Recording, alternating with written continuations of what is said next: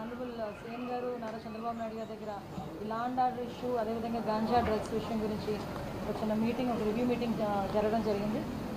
Starting అంటే ఇప్పుడు కొన్ని సందర్భాల్లోని ఒక ముఖ్యమంత్రి ఎలా రియాక్ట్ అవుతారు, కొన్ని సందర్భాల్లో ముఖ్యమంత్రిగా రియాక్ట్ అయితే సిచ్యువేషన్స్ ఎలా ఉంటాయి, ఇవి మెయిన్ ఒకసారి మనం ఆలోచించుకోవాల్సిన అవసరం కూడా ఉంది.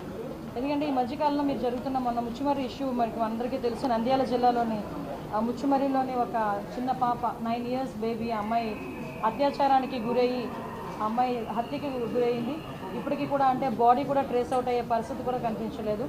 సో ఇటువంటి సిచ్యువేషన్స్లోని మాట్లాడేటప్పుడు కూడా చాలా క్లియర్గా ఇటువంటి సంఘటనలు ఎందుకు జరుగుతున్నాయి, ఇది ఒక ఎత్తు అయితే నిన్ననే మనం చూసాం ఒక 6 నెలల పసికందు నిజంగా వాడిని రాక్షసుడు అనాలో వాడిని ఏమనాలో కూడా అర్థం కాని పరిస్థితి ఉంది. అటు ఒక చిన్నతాత వరుస అయిన వ్యక్తి ఆ అమ్మాయిని అబ్యూస్ చేయడం, 6 నెలల పసికందు మీద కూడా అత్యాచారానికి ఒడిగొట్టడం నిజంగా చూస్తూ ఉంటే కొన్ని సిచ్యువేషన్ అతని సిచ్యువేషన్ కూడా మేము అక్కడ ఎస్పీ గారిని కూడా నాకు తెలిసిన వెంటనే నేను ఎస్పీ గారితో మాట్లాడడం జరిగింది. ఎస్పీ గారు చెప్పడం కూడా ఏంటంటే కంప్లీట్గా తాగిన మైకంలో, ఎంత తాగాడంటే ఈవెన్ పోలీస్ స్టేషన్కి తీసుకొచ్చిన తర్వాత కూడా అతనికి తెలివి రాలేదు, అప్పటికి కూడా అదే మైకంలో ఉన్నాడు. అలాంటి మైకంలో ఆ పిల్లని పాప చిన్న పసికొందిని అత్యాచారం చేసిన సంఘటన కానీ ఇవన్నీ చూస్తూ ఉంటే చంద్రబాబు నాయుడు గారు నిజంగా స్టార్టింగ్ ఇవే టాపిక్స్ ఎత్తుకున్నారు. మేము కూర్చున్న తర్వాత అసలు ఎందుకు ఈ పరిస్థితులు వస్తున్నాయి, ఎందుకు ఇటువంటి సిచ్యువేషన్స్ ఎందుకు మనం ఎదుర్కోవాల్సిన అవసరం వచ్చింది, ఎందుకు లిక్కర్ మీద, గాంజా మీద, డ్రగ్స్ మీద మనం ఎట్టి పరిస్థితులు ఉక్కుపాదం మోపాలి.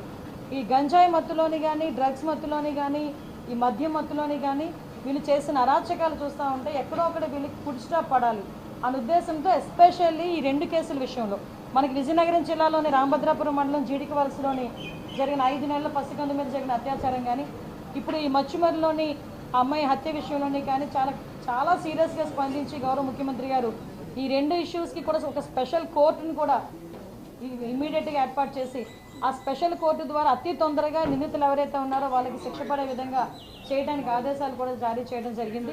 అదేవిధంగా ఇప్పుడు ఎవరైతే మనకి ఈ ముచ్చుమర్రి విషయంలోనైతే ఆ అమ్మాయి మరి అతి క్రూరంగా చంపబడింది. ఏదైనా మనం మామూలుగా మాట్లాడుకునేటప్పుడు కూడా చాలా క్లియర్గా ఆలోచన చేసుకోవాలి. ఆ అమ్మాయిని కూడా గొంతు నిలిపి చంపి అక్కడ వాళ్ళు చెప్పిన విధానం బట్టి ఒక రాయి కట్టి అక్కడున్న చెరువులోనో కొలలోనో పడేసిన పరిస్థితి. సో అటువంటి సిచ్యువేషన్లో అమ్మాయి బాడీ కూడా ట్రేస్ అవుట్ అవ్వలేదు. ఎన్డీఆర్ఎఫ్ బృందాలు ఇంచుమించుగా చాలా ఎక్కువగా మేమందరం కూడా పంపించడం జరిగింది. ప్రతిరోజు కూడా కంపల్సరీగా చంద్రబాబు నాయుడు గారు దీని గురించి మానిటర్ చేస్తున్నారు. మమ్మల్ని ప్రతిరోజు అడుగుతున్నారు ఎంతవరకు వచ్చిందో రిపోర్ట్ ఏంటని అడుగుతున్నారు. దీని మీద మేము అంత ఎన్డీఆర్ఎఫ్ బృందాల దగ్గర నుంచి అన్నీ కూడా ఎతికినా కూడా అమ్మాయి బాడీ అయితే ట్రేస్ అవుట్ అవ్వలేదు. ఇప్పుడు ఆ తల్లిదండ్రులు ఎవరైతే నిందితులు ఉన్నారో నిందితులను కూడా పట్టుకుని రిమాండ్కి పంపించడం కూడా జరుగుతుంది. అరెస్ట్ చేయడం జరిగింది. ఇప్పుడు రిమాండ్ కూడా పెడుతున్నారు.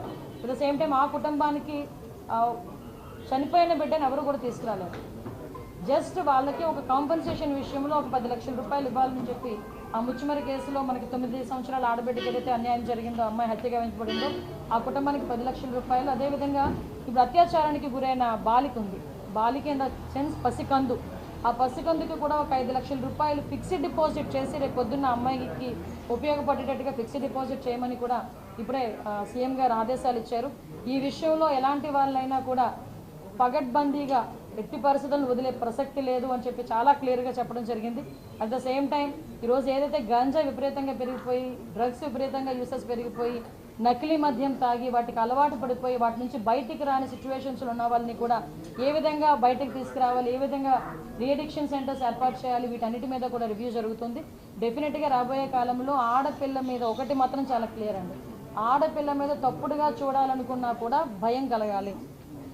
తప్పుడుగా వాళ్ళ మీద ప్రవర్తించిన రోజే అదే ఆఖరి రోజు అవ్వాలి వాడికి అన్న విధంగా చట్టాలని కూడా మేము క్లియర్ కట్గా చట్టాలని కూడా మేము చేసుకుంటామండి. డెఫినెట్గా రాబోయే కాలంలోనే ఆడపిల్లల మీద ఎటువంటి అఘాయిత్యాలు జరగకుండా చూసుకునే బాధ్యత కూడా తీసుకుంటాం. ఏదైతే ఈ 2 విషయాలని కూడా నేనే స్వయంగా వెళ్ళి వాళ్ళకి ఆర్థిక సహాయం అందించేటట్టుగా నేను ఏర్పాటు చేసుకుంటాను. అవునండి, అది చేస్తామండి, అది కూడా చేస్తాం. ఇంకా అనౌన్స్ చేయలేదు, అనౌన్స్ చేస్తామండి. 9 రోజులండి. నిజంగా మీరు ఆ విషయంలోని మనం ఏది దాటేయాల్సిన అవసరం లేదు. ఎందుకంటే 9 రోజులు కూడా డే ఫస్ట్ నుంచి కూడా కంప్లైంట్ వచ్చిన డే ఫస్ట్ నుంచి కూడా ఎవరినైతే నిందితులను పట్టుకున్నారో ఆ నిందితులను పట్టుకుని వాళ్ళు ఇంట్రాగేట్ చేస్తున్నారు. ఆఖరికి ఏంటంటే గట్టిగా ఇంట్రాగేట్ చేస్తే వాళ్ళ తల్లిదండ్రులు ఇందులో ఇన్వాల్వ్ అయి ఉన్నారు. అంటే ఎవరైతే ఆ ముగ్గురు పిల్లలు కూడా ముగ్గురు పిల్లలు మైనర్లే. ఆ ముగ్గురు పిల్లలు మైనర్లు వాళ్ళు చేయలేరు కాబట్టి వాళ్ళ పేరెంట్ని ఎవరినో సహాయం తీసుకున్నారు. వాళ్ళ పేరెంట్ ఏంటంటే కొడుకులు రక్షించాలన్న తపనలోని ఈ విధంగా వాళ్ళు కూడా చేయడం అనేది జరిగింది. డెఫినెట్గా తీసుకురావాలండి. మైనర్ల గురించి అనే కాదు, ఇప్పుడు విషయం ఏంటంటే వెబ్సైట్లు విపరీతంగా పెరిగిపోయినాయి. ఇప్పుడు వాళ్ళు పెట్టిన చూసిన తర్వాత కూడా వీళ్ళు ఫోన్ వెబ్సైట్స్ ఎక్కువగా చూడటం అన్నది వాళ్ళ అలవాటు అయిపోయి ఇప్పుడు ఎక్కడి నుంచి అంటే మరీ అయితే జీరో నుంచి మొదలు పెట్టాల్సి వస్తుంది ప్రక్షాళన అన్నది. ఈ వెబ్సైట్లు విపరీతంగా పెరిగిపోయినాయి. ఎవరు పడితే వాళ్ళ చేతులు స్మార్ట్ ఫోన్లు ఉంటున్నాయి. తల్లిదండ్రులు కూడా వాళ్ళు ఏం యూజ్ చేస్తున్నారు అన్నది కూడా ఏమి చూస్తున్నారు అన్న దాని మీద కూడా అవగాహన మనకి రావట్లేదు.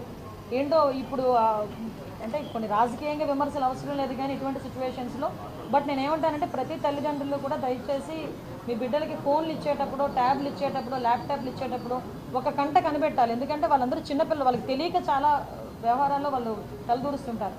అటువంటి సందర్భంలో వాళ్ళకి తెలియకుండానే కొన్ని తప్పులు కూడా జరుగుతుంటాయి. ఇప్పుడు మైనర్లు గట్టిగా మాట్లాడడం మైనర్లు వాళ్ళు 12 సంవత్సరాలు, 14 సంవత్సరాలు, 15 సంవత్సరాల పిల్లలు వాళ్ళు ఇప్పుడు ఈ ఇన్సిడెంట్లో వాళ్ళ జీవితం అంతా నాశనం అయిపోయింది. మొత్తం జీవితం అంతా నాశనం అయిపోయినట్టు. ఈరోజు ఆ బిడ్డను కూడా తీసుకురాలి.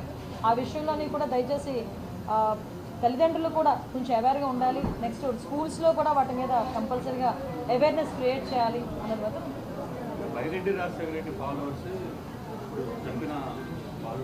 ఎవడైనా అనవసరం అండి. నేను ఏమంటానంటే ఎవడైనా అనవసరం. తప్పే. క్రిమినల్కి పార్టీ ఉండదు, క్రిమినల్కి క్యాస్ట్ ఉండదు. దయచేసి అది కూడా గుర్తుపెట్టుకోవాలి. క్రిమినల్ అన్నవాడికి పార్టీ ఏంటి, క్రిమినల్ అన్నవాడికి క్యాస్ట్ ఏంటి? క్రిమినల్ ఈజ్ క్రిమినల్ అంతే. క్రిమినల్కి శిక్ష పడాలి, ఆ శిక్ష పడేటట్టుగా చేసుకోవాలి అంతే. అంతకుమించి ఇందులోని బైరెడ్డి వాళ్ళు ఉన్నారు, ఆరెడ్డి వాళ్ళు ఉన్నారు అని అందు మనకు అనవసరం. తప్పు చేశాడు, శిక్ష పడాలి అంతే. ఆ శిక్ష కూడా ఎప్పుడో పడవడం కాదు, ఇమీడియట్గా పడాలి. ఆ శిక్ష కూడా యాజ్ ఎల్ యాజ్ పాసిబుల్ పడాలి.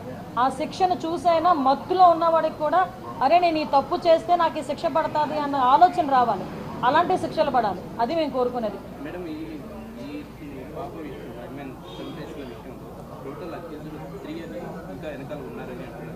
మొత్తం 5 మెంబర్స్ని అరెస్ట్ చేశారు. వాళ్ళ ఫాదర్ని ప్రస్తుతానికి వాళ్ళు అరెస్ట్ చేశారు. ఇంకా ఎంక్వైరీ కూడా జరుగుతుంది. ఇంకెవరైనా ఇందులో ఇన్వాల్వ్ ఉన్నారేమోనని ప్రస్తుతానికి అయితే ఇప్పుడు 5గురిని అరెస్ట్ చేశారు. 5గురిని కూడా రిమాండ్